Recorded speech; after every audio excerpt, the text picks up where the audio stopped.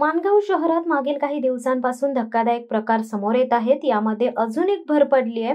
माणगाव शहरातील उतेखोलवाडी येथील सर्वसामान्य वाघमारे कुटुंब हातावर कमवणे व पानावर मेहनत करून खाणे अशा परिस्थितीत बाळा वाघमारे यांचे मुलगे विलास वाघमारे, विनायक वाघमारे हे रिक्षा, प्रवासी वाहतूक गाडी असे व्यवसाय करतात। हे वाघमारे कुटुंब राहत असलेल्या उतेखोलवाडी येथील त्यांच्या राहत्या घरासमोर उभी असलेली रिक्षा व मॅक्सिमो गाडी या दोन गाड्या 28 एप्रिलच्या रात्री अज्ञात इसमाने पेटवून दिल्यात। यामध्ये या दोन्ही गाड्यांची अगदी राख झाली।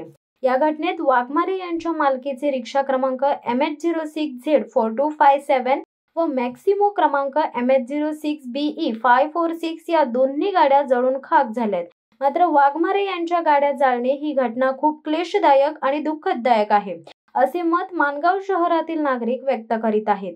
माणगाव शहरात घडणाऱ्या अशा घटनांना आळा घालण्यासाठी माणगाव पोलिसांनी शहरातील प्रत्येक नगरात रात्रीच्या गस्ती वाढवाव्यात अशी मागणी माणगावकर नागरिकांकडून जोर धरू लागली। उतेखोलवाडी वाघमारे यांच्या गाडी जाळल्या प्रकरणी माणगाव पोलीस ठाणे येथे अज्ञात इसमाविरोधात गुन्हा दाखल करण्यात आला असून पुढील तपास माणगाव पोलीस निरीक्षक निवृत्ती बोराडे यांच्या मार्गदर्शनाखाली माणगाव पोलीस करीत आहेत। शिवसत्ता टाइम्ससाठी दीपक दबके, माणगाव। दे धडक बेधडक वृत्त देणाऱ्या आपल्या शिवसत्ता टाइम्स न्यूज चॅनलला लाल बटन दाबून सबस्क्राईब करा आणि बेल आयकॉनला क्लिक करायला विसरू नका।